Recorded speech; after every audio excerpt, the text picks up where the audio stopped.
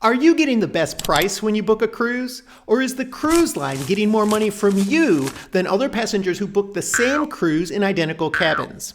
I avoided overpaying on my last cruise by using a little hack that saved me $350 off the initial cruise price. Today I'm going to give you 5 proven hacks that you can use to avoid overpaying on your cruise fare, including a timing strategy and a refare trick that most people don't even know exists. I'm Gary with Optimal Cruising, bringing you fresh cruise advice, money-saving hacks, and secret strategies the cruise lines don't advertise. Let's get into number 1. Over the years, I've realized something about cruising that just doesn't quite seem fair. And that's as soon as I get on board the ship and I'm walking towards my room down a corridor of a lot of rooms that are exactly the same as mine, I started realizing that not everybody paid the same price for their room. In fact, the variation from one room to the next can be anywhere from $200 to $600 or more depending on the cruise ship and the length of the cruise. So I set out to find ways that I can ensure I'm paying the low end of that price range when I'm booking a cabin. And one of the most important ways that you can ensure you're paying the lowest price is by mastering the timing window of when you book that cruise. So the months of January to March, which is also known as wave season in the cruising industry, are when you're going to find some of the best deals out there. Now you'll see similar deals repeat themselves at major sale events like a 4th of July sale or a Black Friday sale. But if you're booking outside of these major sale seasons, you're likely to pay a bit more. I'm going to give you a couple examples here of how low the prices can be during wave season.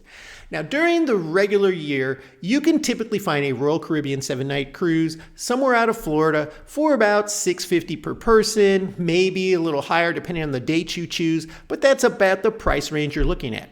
Here you can see during wave season, they're offering a 7-night Caribbean cruise on Grandeur of the Seas for only $501 per person, and that's for an interior cabin.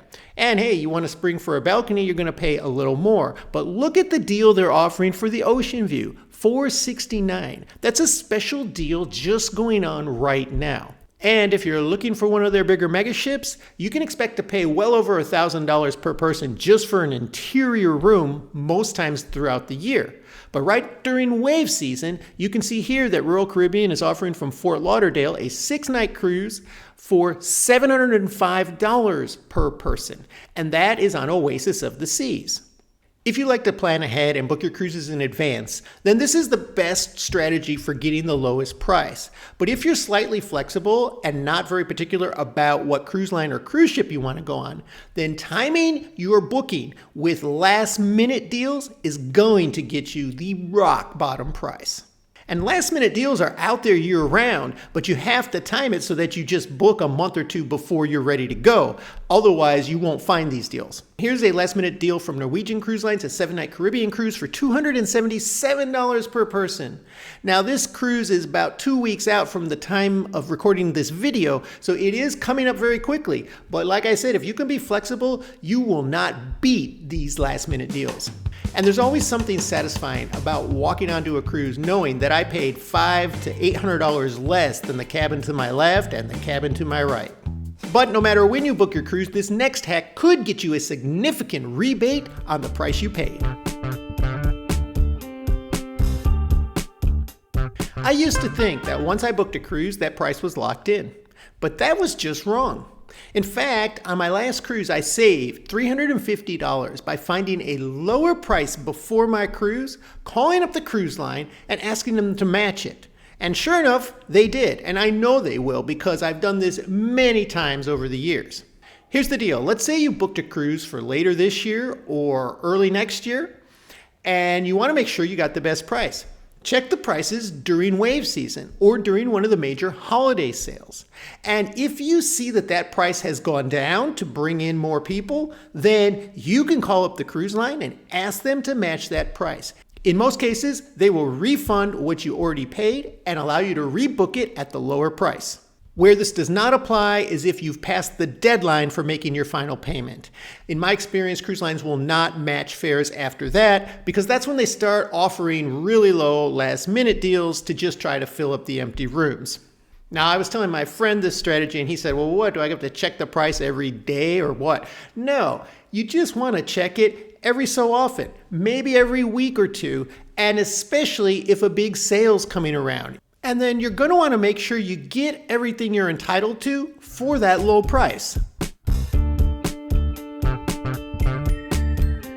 One of the things I love about cruising is just relaxing by the pool or on the sun deck with a drink in hand, but I'll be honest, I don't always buy that drink package because it can be kind of pricey. But if you know how to look, sometimes you can get these packages for great deals. And the same strategy applies when booking the cruise to get the lowest price. You're going to find these better deals during wave season or other major sales periods. Here's a perfect example with Norwegian Cruise Lines. Now, this offer was found during wave season, and they were offering their complete free at sea program, including kids, for free. This is for a 7-night cruise to Mexico from LA. Now, the advertised base price for the cruise was only $350 per person. And they say free at sea, but what that really means is they're going to charge you something for gratuities, they call it. But if you factor that in, it's still a great price. So what you're looking at here is a 7-night cruise for 2 adults that would run you a total of $1,233. That is just over $600 per person for a 7-night cruise that includes unlimited drinks and free Wi-Fi and a dining package which gives you 3 nights at a specialty restaurant. That is a deal probably worth over $2,000 per person. If you're the kind of cruiser that likes to add on these packages, then you're going to find your best deals during the major sales periods. Because during last-minute timing deals, you're not going to find typically these same great offers. You'll find the lowest base fare price, but they might not be throwing in packages like this. And this next hack will literally save you $100 to $200 right off the bat. One of the things that really excites me when I go on a cruise is booking my next cruise. And I always book the future cruise or the next cruise program because it saves me between $100 and $150 right off the bat. And that's because when I book on board, they give me an automatic cabin credit. So onboard credit for my next cruise might be $100, might be $150, depending on the length of the cruise and the cabin that I book. That's cash back in my pocket that I can't typically find when I'm booking online.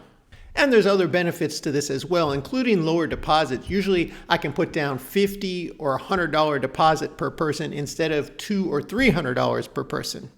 And many cruise lines offer a 10% discount off of the published fare online if you book on board.